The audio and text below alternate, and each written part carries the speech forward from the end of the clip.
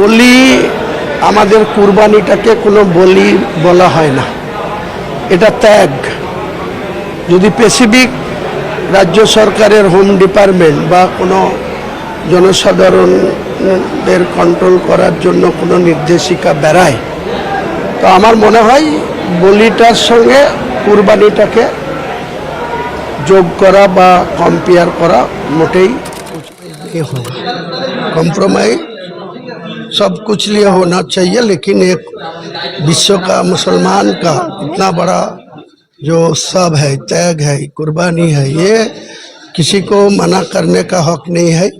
और मुसलमान को जो है ये कुर्बानी দায়িত্ব পাকা নাই পাক সেটা রাইট নয়, ও গরু নাবিয়ে নিবা কারো রাইট নাই।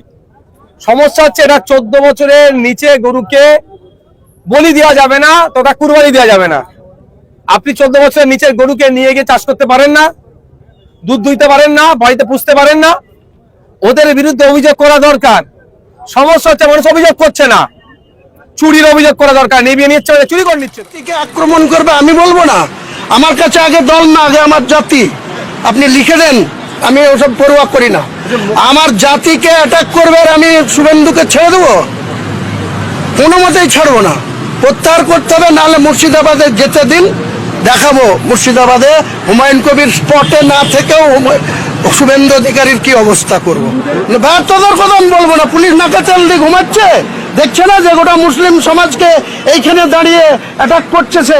তাহলে প্রশাসন কেন তার বিরুদ্ধে ব্যবস্থা নিচ্ছে না? তাহলে আমার জাতি সত্তা আমাকেই রক্ষা করতে হবে, আমার নিরাপত্তা আমাকেই রক্ষা দেখতে হবে। ওনাদের এখানে ডাক্তারদের জন্য প্রেস ওদের বিরুদ্ধে বলার জন্য বহরমপুর থানায় আমার বিরুদ্ধে দায়িত্ব পাকা নাই পাক সেটা রাইট নয়, ও গরু নাবিয়ে নিবা কারো রাইট নাই। সমস্যা হচ্ছে এটা 14 বছরের নিচে গরুকে বলি দেওয়া যাবে না, তথা কুরবানি দেওয়া যাবে না। আপনি 14 বছরের নিচের গরুকে নিয়ে গিয়ে চাষ করতে পারেন না, দুধ দুইতে পারেন না, বাড়িতে পুষতে পারেন না, ওদের বিরুদ্ধে অভিযোগ করা দরকার। সমস্যা হচ্ছে মানুষ অভিযোগ করছে না, চুরির অভিযোগ করা দরকার। নিয়ে নিচ্ছে, চুরি করে নিচ্ছে, তো সব ঠান্ডা হয়ে যাবে। পুলিশও একটা গরুর গাড়িকে দাঁড় করিয়ে তাকে নামাতে পারবে না। হ্যাঁ, 14 বছরের নিচে কোনো গরুকে যদি জবা করে বলি দেয়, কুরবানি দেয়, তাহলে আইনত অপরাধ করলো। সে অপরাধের আপনারা দেখেছেন কাগজ সার্কুলেট হচ্ছে, 6 মাস জেল বা জরিমানা বা দুটি হতে পারে, অর্থাৎ জামিনযোগ্য। যখন বলি দিল, যখন জবা করলো, তখন অপরাধটা করলো। আপনি 14 বছরের নিচে একটা গরুকে নিয়ে কিনে নিয়ে যেতে পারেন না, বাড়িতে দুধ দইতে পারেন না, চাষের কাজে লাগাতে পারেন না, আপনি নিয়ে ট্রান্সপোর্ট দিয়ে যেতে পারবেন না। শুধুমাত্র হয়তো আতঙ্কের পরিবেশ তৈরি করা হচ্ছে। প্রশাসনের দেখার দায়িত্ব, প্রশাসনের একটা অংশ ফেল হচ্ছে এটা।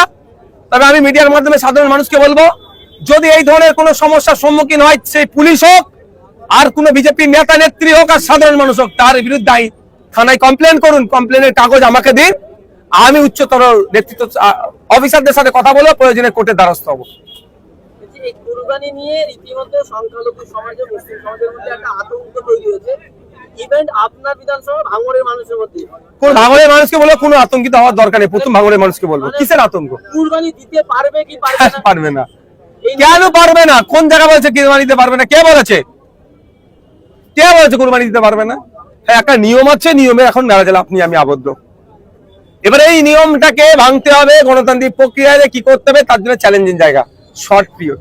এখন যেটা আছে তার বাইরে আপনি আমি যেতে পারবেন না। কিন্তু আমি কি বললাম, যে 14 বছরের নিচের কোনো পশু যেটা নির্ধারিত করা আছে তার বাইরে যতক্ষণ না আপনি বলি দিচ্ছেন, যতক্ষণ না ছুরি চালাচ্ছেন, কারো ক্ষমতা নেই, কোন আইনে নয় তাকে আটকানো। এটা বুঝতে পারছে না কেন সাধারণ মানুষ? সবটা বলে দিতে হবে আমাকে নাকি? পুলিশ কেন আটকাবে? রাস্তাঘাটে গাড়ি, এই বাড়িতে গরু পুষতে পারবো না? গরুর দুধ খেয়ে আমি আমার শরীর স্বাস্থ্য ভালো থাকবে বা দুধ বিক্রি করার জন্য আমি খাটাল থেকে একটা গরু কিনে নিয়ে যেতে পারবো না? কথা বলতে হবে তো। লাইভ চালান যেখানে আটকাচ্ছে, যে আপনি আমার গরুটা আটকালেন কেন? আমি গরুটা পুষার জন্য নিয়ে যাচ্ছি। যখন ছুরি জ্বালাবে, যখন বলি দেবে, অপরাধ তখন করবে 14 বছরের নিচে হলে। যাদবপুরে আপনি গিয়েছিলেন, কালকে আমরা দেখলাম যে শতরূপ ঘোষ প্রত্যেকে স্টে অর্ডার দিয়ে এসছে বন্ধ করেছে আপনি শতরূপদা গিয়েছিলেন একটা কোর্টে স্টে অর্ডার নিয়ে। যে স্টে অর্ডার পেয়েছে শতরূপদার হাতে গিয়েছে, সেই স্টে অর্ডার পাওয়ার জন্য আমি বিকাশ স্যারকে কোর্টে নিয়ে গেছি, অনুরোধ করেছিলাম কোর্টে আপনি আসুন। মামলাটা করেছিল নাসির আহমেদ, সম্ভবত কপি আমার গাড়িতে আছে, মামলা কপি আছে। অর্থাৎ ওই অ্যাডভোকেট হচ্ছে নাজিব আহমেদ, সম্ভবত অ্যাডভোকেট, সে পিটিশন করেছিল, দায়ের করেছিল কোর্টে। তার আমি বিকাশ স্যারকে রিকোয়েস্ট করেছিলাম, স্যার আপনি আসেন। বিকাশ স্যার এসে গতকালকে দাঁড়িয়েছিল। আমি এতটুকু বলে দিই, এটা নিয়েও তৃণমূল খেলা খেলছে। তৃণমূলে আগের দিনে মমতা ব্যানার্জি কোর্টে গিয়েছিল, ওরা বলছে মমতা ব্যানার্জি কোর্টে গিয়েছিল, এবার বুল্লিজান আটকেছে। মমতা ব্যানার্জি কোর্টে গিয়েছিল, তার জাজমেন্ট, তার অর্ডার কপি আর গতকালকের অর্ডার কপি দুটো বিস্তর তফাৎ। দেওয়াটা মুসলমান যারা আছে, যাদের ক্ষমতা আছে, যাদের অর্থ আছে, তাদের কাছে এটা নির্দেশ আছে, বাধ্যতামূলক। সেই জায়গায় কেউ বাধা দিতে আসলে কোনো মুসলিম যেমন কোনো অমুসলিমের সঙ্গে কোনো সংঘর্ষে জড়াতে চাইবে না।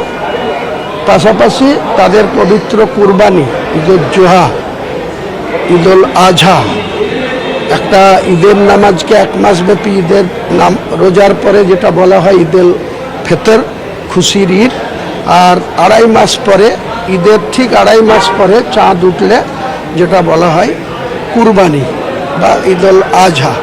সেখানে নির্দেশিকা বেরোলেও এটা ইমপ্লিমেন্ট করার ক্ষেত্রে একটা স্পর্শকাতর বিষয়। নিশ্চয় নিশ্চয় সরকার যদি এটাকে কড়া পদক্ষেপ করে প্রশাসনিক পদক্ষেপ, कोई कॉम्प्रोमाइज नहीं होगा। कॉम्प्रोमाइज सब कुछ लिए होना चाहिए, लेकिन एक विश्व का मुसलमान का इतना बड़ा जो उत्सव है, त्याग है, कुर्बानी है, ये किसी को मना करने का हक नहीं है। और मुसलमान को जो है ये कुर्बानी अभिषेक बनर्जी को एफआईआर का अभिषेक बनर्जी के एफआईआर दर्ज क्या है अभिषेक बनर्जी के? कोई गलत काम पे जुड़ा होगी, किसी को धमकी देगी, किसी को उल्टा पलटा कोई स्वराष्ट्र मंत्री है भारत का, उसको खिलाफ जो मुद्दा उठाया, जो चौथा में पहला 12 दोपहर 12 बज जाएगा तो वो सबको देख लेंगे। तो हुमकी है।